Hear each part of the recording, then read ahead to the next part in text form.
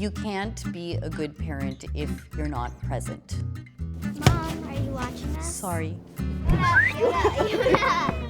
It's so important for kids to have a healthy lifestyle. Did you wash? Yeah. With soap? Back in. Mom! You have to find the funny all the time. That is not funny. Separate! Separate!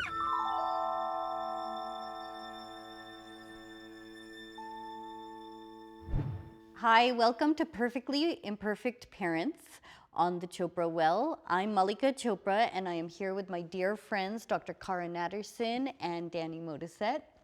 And today we're going to talk about spirituality and how we incorporate spirituality in both our personal and our family lives.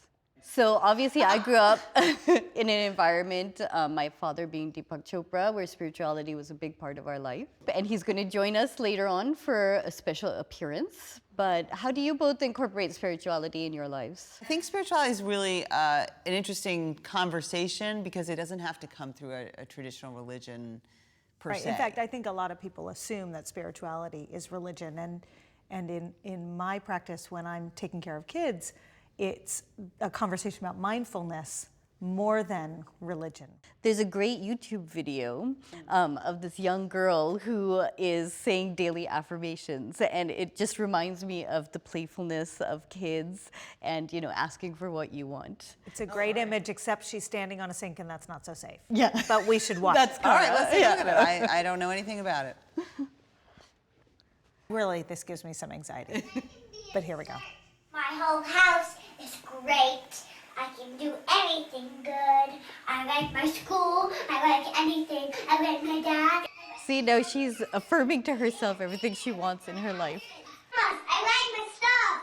I like my rooms. I like my whole house. Oh, gosh. My whole house is great. Oh, she got to get down. Good. Better. All right, she's done. There's something about the gratitude of every day being grateful about what you have. And as a kid, Well, that's right. That's something I have other issues with the social media and her being on YouTube part and on the sink. But I think teaching a child to every day, like, celebrate what I'm grateful for is fantastic. Yeah, I totally feel like I have to go home and do that. So I learned how to meditate when I was 9. My parents never forced my brother or I to meditate. We wanted to meditate because when my parents started meditating, they became happier, nicer people. So before they started meditating, my dad basically drank a lot, smoked a lot, was totally stressed out and miserable. You mean there was a period in their Yes. lives where they were not meditating? Yeah, that you before I remember? was 9, Oh, I see. he hated life. And then he discovered meditation. And when he discovered meditation, my mom learned, we learned, his brother learned, my mom's sister learned. And there was a dramatic difference in our family life from pre-meditation to post.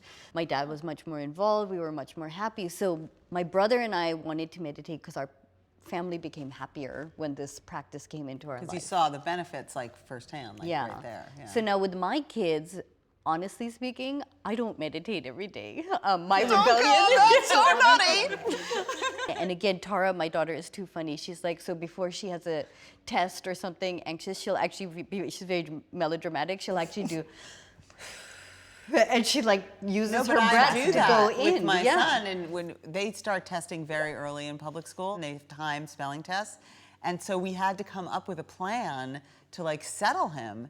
And so we do this whole ritual before testing where he runs around the house for 5 minutes and we say we get all these, and then he sits and he takes a breath and he starts his test and it totally works. Well, and that's a form of mindfulness, because I think what we do in that sense is we teach our kids that this is your reaction to something that's happening to you every day. And so you're going to have to build in a response that works for you. Lead by example. So the more that our kids can see, I mean, all three of us are very stretched, you know, probably stressed and screaming a lot. I know in my house.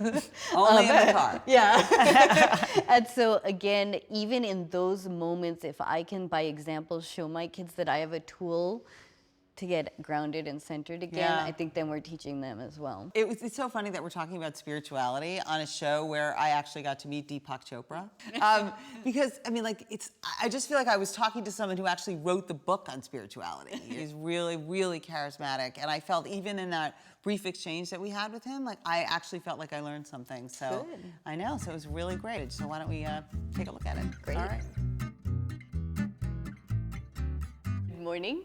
So in this episode, we're talking about what is spirituality and how do we teach our children about spirituality. I mean, if I want to learn about spirituality, I don't go to a church, I play with children. You taught Tara and Leela how to meditate. That's right. That's your two daughters are how old? Tara is 10 and Leela is 8, but they learned when they were about 5 years old each. So, Come on. How? Yeah, No, I'm laughing. I have Yeah. a 9-year-old boy. I don't know how he would sit still long enough to meditate. But, Yeah. you know, but I don't have Deepak for a dad. yeah, but in the beginning, at 5 years, you just tell them to keep quiet for 5 minutes. I meditate with my children all the time. 6 years, 6 minutes.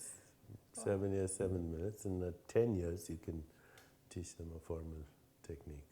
So here's my acronym, which I teach to kids, but also to adults. And it's the acronym is STOP. So S stands for stop. And T stands for take 3 deep breaths.